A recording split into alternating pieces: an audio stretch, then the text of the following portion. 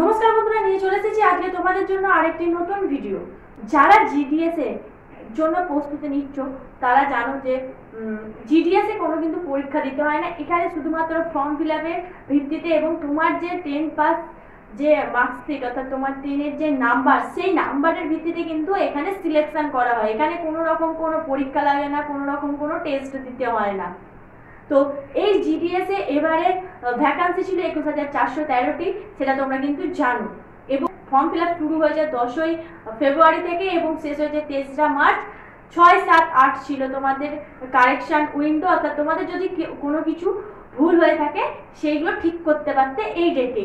তো এই সমস্ত কিন্তু প্রক্রিয়া মিটে গেছে, অর্থাৎ তোমাদের form fill up, correction, form fill up শেষ সমস্ত কিন্তু হয়ে গেছে। এখানে ফিমেল বা কিছু কাস্ট ক্যাটাগরি এমন আছে যারা কিন্তু এই ফর্মটা ফিল আপ করতে কোনো রকম কোনো ফিস দিতে হয় না, এবং জেনারেল বা ওবিসি এরকম কিছু ক্যাটাগরি আছে যাদের কিন্তু এই ফর্মটা ফিল আপ করতে পেমেন্ট করতে হয় কিন্তু জানো।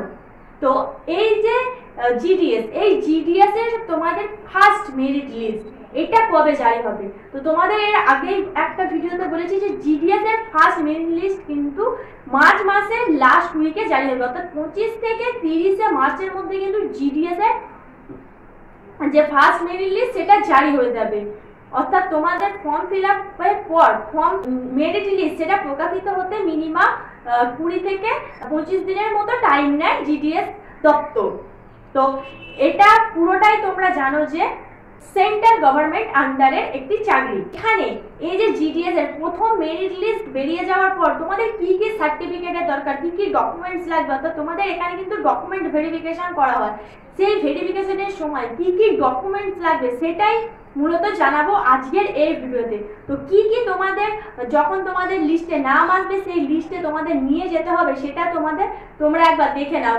এমন কিছু সার্টিফিকেট আছে যেগুলো কিন্তু তোমরা চাইলেই হাতের কাছে পাবে না, সেগুলো আগে থাকতে তৈরি করে রাখতে হয়। তাই কোনো রকম কোনো যাতে ভুল না হয়, অর্থাৎ তোমাদের সার্টিফিকেট যেগুলো লাগবে সেইগুলো যাতে তোমরা হাতের কাছে রেখে দিতে পারো রেজাল্ট বেরোনোর আগে, সেগুলো কিন্তু তোমাদের একবার জানিয়ে দিই। অর্থাৎ তোমাদের কি কি ডকুমেন্টস জিডিএস এ ডকুমেন্ট ভেরিফিকেশনের সময় লাগে সেটাই কিন্তু আজকে এই মূলত ভিডিওতে জানাবো। তাই স্কিপ না করে প্রথম থেকে শেষ পর্যন্ত ভিডিওটি দেখো, এবং কোন সার্টিফিকেটের কতটা মেয়াদ সেটাও কিন্তু জানিয়ে দেবো এই ভিডিওতে। চলো ভিডিওটা শুরু করে দেওয়া। জিডিএস এর আগের দিন তোমাদের জানিয়েছিলাম যে ফার্স্ট মেরিট লিস্ট বেরোচ্ছে 30 মার্চের মধ্যে, অর্থাৎ মার্চের লাস্ট উইকে। এবং এই জিডিএস এ 5 থেকে 6টি মেরিট লিস্ট কিন্তু অবশ্যই বেরোবে এবং প্রত্যেকটা কাটাবে 2% করে নাম্বার কমবে। এবং কিছু কিছু ডিভিশনের কত কি কাটার যেতে পারে সেটা জানিয়েছিলাম। তো আজ জানাবো তোমাদের কি কি ডকুমেন্টস লাগতে পারে। তো প্রথম যে ডকুমেন্টস লাগবে সেটি হচ্ছে তোমাদের 10 পাস মার্কশিট আর সার্টিফিকেট। অর্থাৎ যখন তোমরা 10 পাস করবে তখন কিন্তু তোমাদের মার্কশিটের সাথে সাথে একটি সার্টিফিকেটও দেওয়া হয়, অর্থাৎ তোমাদের মার্কশিট এবং সার্টিফিকেট দুটোই কিন্তু ক্যারি করতে হবে। তারপর লাগবে তোমাদের ডেট অফ বার্থ সার্টিফিকেট, অর্থাৎ জন্ম তারিখের প্রুফ, সেটা কিন্তু লাগছে। তো এটা তোমাদের কিন্তু 10 পাস মার্কশিটে পেয়ে যাবে, অর্থাৎ তোমাদের 10 এর যে মার্কশিট সেখানে কিন্তু তোমাদের এজটা দেওয়া থাকে, সেহেতু তোমাদের কোনো আলাদা করে কোনো কিছু ক্যারি করতে হবে না, কোনো আধার কার্ড বা প্যান কার্ড বা ভোটার কার্ড বা কোনো আলাদা ডকুমেন্টস এখানে ক্যারি করতে হচ্ছে না। শুধুমাত্র 10 পাস মার্কশিটটা থাকলেই কিন্তু ডেট অফ বার্থ তোমার ভেরিফিকেশন হয়ে যাচ্ছে, তার সাথে 10 পাস মার্কশিটটা লাগছেই। এরপরে কাস্ট সার্টিফিকেট, অর্থাৎ যাদের কাস্ট সার্টিফিকেট আছে, অর্থাৎ এসসি, এসটি, ওবিসি, এই যাদের কাস্ট সার্টিফিকেটটা আছে তাদের কিন্তু কাস্ট সার্টিফিকেট লাগবে। তো কাস্ট সার্টিফিকেটটা তোমাদের রাজ্যের হলে চলবে না, তো অর্থাৎ তোমাদের যে কাস্ট সার্টিফিকেট সেটা সেন্ট্রাল গভর্নমেন্টের আন্ডারে হতে হবে। এমন নয় যে কাস্ট সার্টিফিকেটটা তোমার রাজ্যের দিয়ে দিলে তুমি সিলেক্ট হয়ে যাবে। এই কাস্ট সার্টিফিকেটটা অবশ্যই তোমাদের সেন্ট্রালের আন্ডারেরই কাস্ট সার্টিফিকেট হতে হবে। ধরো কেউ কাস্ট সার্টিফিকেট জানতে না, এই ভিডিওটা দেখার পর কাস্ট সার্টিফিকেট করতে দিয়েছো, তো এই কাস্ট সার্টিফিকেট আসতে মোটামুটি 30 দিন মতো একটা টাইম লাগে। তো এখনো পর্যন্ত তোমাদের রেজাল্ট আউট হয়নি। তো তোমাদের যাদের সেন্ট্রালের আন্ডারে কাস্ট সার্টিফিকেট নেই তারা অবশ্যই কাস্ট সার্টিফিকেট বানিয়ে নাও। এবং তোমাদের এই কাস্ট সার্টিফিকেটটা যদি ধরো যে এখন নেই, তাহলে তোমাদের নাম এসে গেছে, তাহলে কি ডকুমেন্ট ভেরিফিকেশনের সময় তোমরা বাদ হয়ে যাবে? একেবারেই না, তোমরা ডকুমেন্ট ভেরিফিকেশনের সময় এখানে কিন্তু বাদ পড়বে না। কেন বাদ পড়বে না? না, তোমাদের 15 দিন হাতে টাইম দেবে ওরা, অর্থাৎ যতদিন না সেকেন্ড মেরিট লিস্ট হচ্ছে তার আগে তোমার কাছে একটি মেসেজ আসবে। সেই মেসেজটি তোমরা দেখতে পাবে, তোমাদের কাছে একটি মেসেজ এসেছে। তো সেই মেসেজে আসা মাত্রই তোমাদের 15 দিনের মধ্যে কিন্তু কাস্ট সার্টিফিকেটটা তোমাদের জমা দিতে হবে। অর্থাৎ তোমরা ডকুমেন্ট ভেরিফিকেশনের সময় গেলে সেখানে যদি তোমার কাস্ট সার্টিফিকেট না থাকে, তাহলে তোমরা আরো 15 দিন টাইম পাচ্ছ। এই 15 দিনের মধ্যে কিন্তু তোমাদের কাস্ট সার্টিফিকেটটা সেখানে গিয়ে, অর্থাৎ যেখানে ডকুমেন্ট ভেরিফিকেশন হয়েছে সেখানে গিয়ে জমা দিতে হবে। তাহলে কিন্তু তোমরা সিলেক্ট হয়ে যাবে। যদি জমা না দিতে পারো 15 দিনের মধ্যে, তাহলে তো বাতিল হয়েই গেলে। এরপরে পিডব্লিউডি সার্টিফিকেট। এই পিডব্লিউডি সার্টিফিকেট রাজ্যের আন্ডারে হলে হবে না, তো এই সেন্ট্রাল গভর্নমেন্টের যে সার্টিফিকেট, এই পিডব্লিউডি সার্টিফিকেট তো ভ্যালিডিটি 1 বছরের হয়। অর্থাৎ ধরো তুমি যদি এবছর মার্চ মাসে বানাও, তাহলে তোমার এই সার্টিফিকেটের ভ্যালিডিটি এর পরের বছর মার্চ মাস পর্যন্ত থাকবে। এই 1 বছর তুমি চাইলে আগে যে সার্টিফিকেট, সেই সার্টিফিকেটগুলো নিয়ে চলে গেলে সেরকম কিন্তু হবে না। অর্থাৎ তোমাদের এই পিডব্লিউডি সার্টিফিকেট কিন্তু সেন্ট্রাল গভর্নমেন্টের আন্ডারের সার্টিফিকেট দরকার হয়, এবং সেটা 1 বছরের ভ্যালিডিটি যে সার্টিফিকেট সেটিতে থাকে।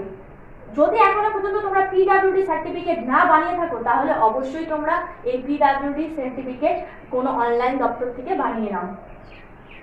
এরপর হচ্ছে মেডিকেল সার্টিফিকেট। তো মেডিকেল সার্টিফিকেট কোনো সরকারি জায়গা থেকেই নেবে, কোনো বেসরকারি জায়গা থেকে নেবে না। মেডিকেল যারা সরকারি ডাক্তার বা অর্থাৎ সরকারি যারা, তাদের কাছ থেকেই কিন্তু এই মেডিকেল সার্টিফিকেট নেবে, কোনো বেসরকারি কর্মরত ডক্টরের কাছ থেকে নয়। বুঝতে পেরেছ? এরপরে ট্রান্সজেন্ডার সার্টিফিকেট। অর্থাৎ তোমরা কেউ ছেলে থেকে মেয়ে বা মেয়ে থেকে ছেলে হয়ে গেছো কিনা, সেটাও কিন্তু এখানে জানতে চাওয়া হয়েছে। অর্থাৎ তোমাদের ট্রান্সজেন্ডার সার্টিফিকেট কিন্তু এখানে অবশ্যই লাগবে। যদি কেউ এরকম করে থাকো কি ছেলে থেকে মেয়ে বা মেয়ে থেকে ছেলে হয়েছো, এরকম যদি কেউ করে থাকো, তাহলে কিন্তু সেক্ষেত্রে তোমাদের ট্রান্সজেন্ডার সার্টিফিকেট দেওয়া ম্যান্ডেটরি। এরপর হচ্ছে আইডেন্টিফাই সার্টিফিকেট। অর্থাৎ তোমার নামে কোনো কেস আছে কিনা, তোমার পাস্টে কিছু কেস আছে কিনা তোমার এই জয়েনিং এর আগে, সেইটা কিন্তু ওখানে জানতে চাওয়া হয়েছে। এটা কিন্তু তোমাদের পোস্টমাস্টার যে আছে বা প্রধান যে আছে, তাকে দিয়ে কিন্তু এই আইডেন্টিফাই সার্টিফিকেটটা ভেরিফিকেশন করে তার সিগনেচার করে নিতে হবে। অর্থাৎ তারা তোমাদের এই সার্টিফিকেটটা দেবে যে তোমাদের আগে কোনো কেস নেই, অর্থাৎ জয়েনিং এর আগে পর্যন্ত কোনো কেস নেই, তবেই কিন্তু এখানে তোমরা কিন্তু এখানে জয়েনিং করতে পারবে। অর্থাৎ এই ডকুমেন্ট যেগুলো বললাম, অর্থাৎ 10 pass marksheet, date of birth certificate, caste certificate, PWD certificate, medical certificate, transgender certificate, identify certificate, এই 7টা সার্টিফিকেট কিন্তু তোমাদের সাথে অবশ্যই অ্যাটাচ করে রেখো, যাতে তোমাদের যখনই নাম আসবে তখনই যাতে তোমরা যেতে পারো এবং সেখানে ভালোভাবে তোমাদের যে ভেরিফিকেশন সেটা করে রাখতে পারো। এইবার এখানে একটা তোমাদের ইম্পর্টেন্ট বিষয় বলি।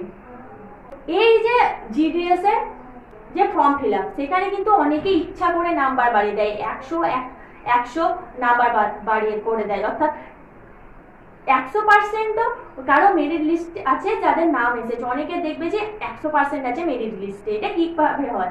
কখনো দেখেছো যে মাধ্যমিকে কেউ 700 পেয়েছে? তাহলে কিভাবে সম্ভব? এরকম ফেক মেরিট ওখানে দেওয়া থাকে।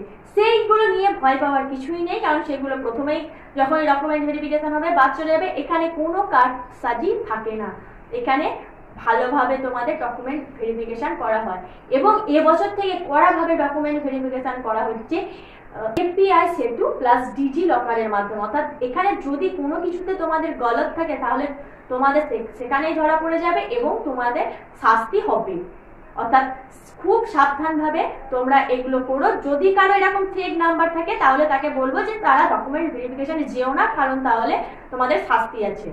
তো এই ছিল আজকের মূলত ভিডিও। তো এরপরে যদি তোমাদের কোনো কিছু কোয়েশ্চেন থেকে থাকে, তাহলে আমাদের কমেন্টে